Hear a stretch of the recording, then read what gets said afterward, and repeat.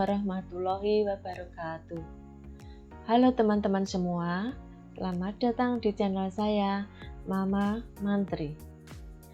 Kali ini saya akan memberikan tutorial tentang cara mendaftar pengajuan dan persyaratan akreditasi lembaga di Sispena tahun 2021. Tapi sebelumnya jangan lupa ya, like, subscribe, komen, dan klik tombol lonceng supaya tahu update terbaru di channel saya. Teman-teman, bagaimana sih cara mendaftar untuk pengajuan akreditasi dan apa saja persyaratannya? Yuk kita simak tutorial berikut ini. Langkah yang pertama, pastikan laptop kita tersambung dengan jaringan internet. Kemudian yang kedua, kita akan masuk melalui Google Chrome. Setelah teman-teman masuk Google Chrome, silakan teman-teman untuk mengetik link ini ya. Silakan diketik di Google Chrome. Atau kita bisa langsung ketik Sispena.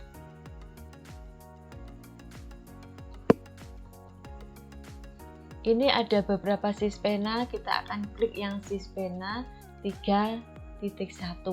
Kemudian kita ambil yang Sispena BanPaut dan PNF, kita klik.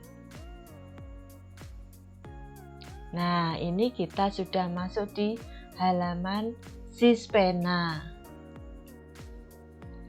Kemudian bagaimana langkah selanjutnya? Nah, di sini tertera masukkan username dan password. Kita akan masuk di Sispena melalui NPSN. Ini sebagai contoh, saya ambilkan NPSN, username dan password semua sama ya, NPSN. Kemudian kita klik masuk. Ya, ditunggu tergantung jaringan internetnya ya.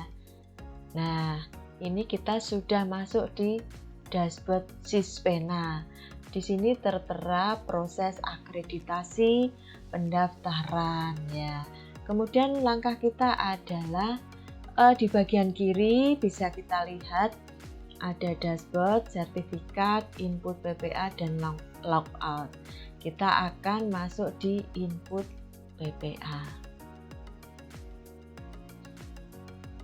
Kita tunggu untuk agar kita bisa masuk ke tahap selanjutnya. Nah, kita sudah masuk di dashboard Sispena. Di bagian kiri tertera identitas lembaga, kemudian NPSN, cek program lembaga, persyaratan, dan pengisian PPA. Kemudian di sebelah kanan ada informasi lembaga, ini identitas lembaga. Kemudian tertera harap menambahkan program di Dapodik sebelum melanjutkan pengisian PPA. Ya, memang persyaratan umum yang harus dipenuhi lembaga untuk permohonan akreditasi itu yang pertama adalah pastikan lembaga mempunyai NPSN. Yang kedua adalah lembaga wajib mengisi dan memutakhirkan data di Dapodik atau di EMI bagi yang program RA. Kemudian memiliki izin operasional dan mengajukan permohonan akreditasi. Baik, kita akan masuk ini ya di persyaratan akreditasi atau persyaratan mengajukan permohonan apa saja. Di sini ada 5 yang harus dilengkapi. Kita buka satu persatu ya. Nah, yang nomor 1 adalah surat permohonan akreditasi sebagai syarat umum. Mengajukan permohonan akreditasi kepada BanPaut dan PNF melalui sistem penilaian akreditasi PAUD dan PNF. Seperti apa sih surat permohonannya? Nanti teman-teman bisa download format surat dan nanti bisa diunggah file. Ya, ini bisa kita klik, kemudian nanti bisa dilihat, diisikan kelengkapannya. Kemudian setelah lengkap dan diisi, teman-teman bisa mengunggah file dan jangan lupa filenya berupa PDF ya. Baiklah, biar jelas ya teman-teman seperti apa surat permohonan. Nih, surat permohonannya seperti ini.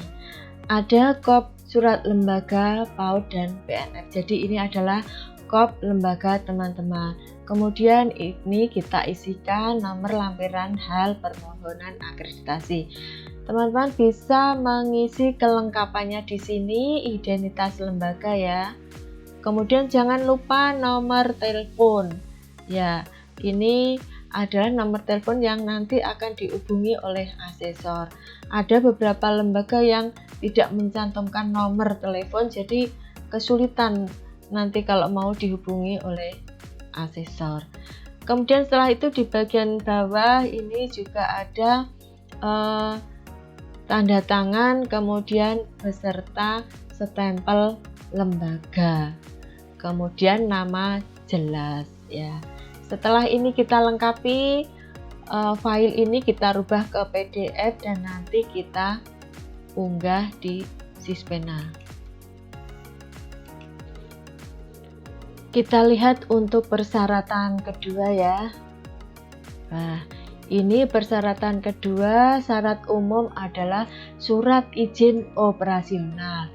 Jadi lembaga itu harus memiliki izin penyelenggaraan atau izin operasional atau izin pendirian program yang diajukan akreditasinya dari Dinas Pendidikan Kabupaten, Kota, atau Kemenak, atau UPT perizinan atau lembaga pemerintah lain yang berwenang serta masih berlaku. Di sini juga tertera setuju untuk melakukan pemutakhiran surat izin operasional di Dapodik sebelum waktu penetapan akreditasi. Nah, ini kita centang saja ya, sehingga nanti kita bisa mengunggah file. Jadi ini juga surat izin operasional, nanti filenya dirubah menjadi PDF dan diunggah di sini. Baik, sudah jelas ya. Kemudian persyaratan yang nomor 3 adalah syarat khusus, yaitu jumlah peserta didik.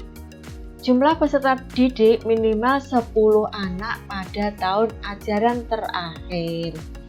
Ini juga nanti data peserta didik bisa kita unggah file melalui PDF juga ya filenya. Baik, kita lanjut untuk persyaratan nomor 4. Ini syarat khusus, yaitu sertifikat kompetensi pendidik.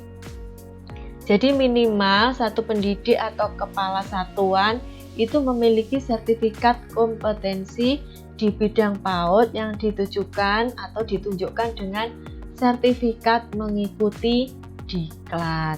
Nah, ini teman-teman bisa nanti mengunggah sertifikat pendidik ataupun kepala satuan atau kepala sekolah ya yang sudah dilakukan itu dan nanti bisa filenya berupa PDF juga dan diunggah di sini. Jadi jelas ya teman-teman, sertifikat yang dipunyai pendidik ataupun kepala sekolah itu bisa diunggah.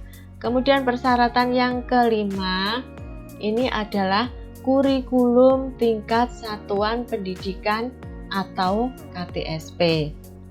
Jadi lembaga memiliki kurikulum tingkat satuan pendidikan atau KTSP yang dikembangkan oleh satuan masing-masing. Kalau dulu untuk unggah KTSP ini hanya ada beberapa halaman saja ya yang dulu boleh. Untuk sekarang itu lebih baiknya KTSP itu semua KTSP itu harus diunggah. Nah, ini bagaimana caranya? Apakah kita harus men-scan satu-satu? Ya, menurut saya ya itu KTSP-nya file KTSP-nya itu bisa dirubah menjadi PDF. Jadi filenya ya, file dirubah menjadi PDF. Setelah PDF nanti bisa diunggah file. Jangan lupa nanti untuk filenya itu ukurannya maksimal adalah 2 MB. Demikian tadi teman-teman 5 persyaratan yang harus kita siapkan kita lengkapi dan kita upload. Silakan untuk dipersiapkan dan segera diupload sebelum kita bisa mengisi PPA. Bagaimana sih cara pengisian PPA-nya? Nanti kita simak di tutorial saya berikutnya ya. Baik, sukses untuk teman-teman semuanya dan sekian. Assalamualaikum warahmatullahi wabarakatuh.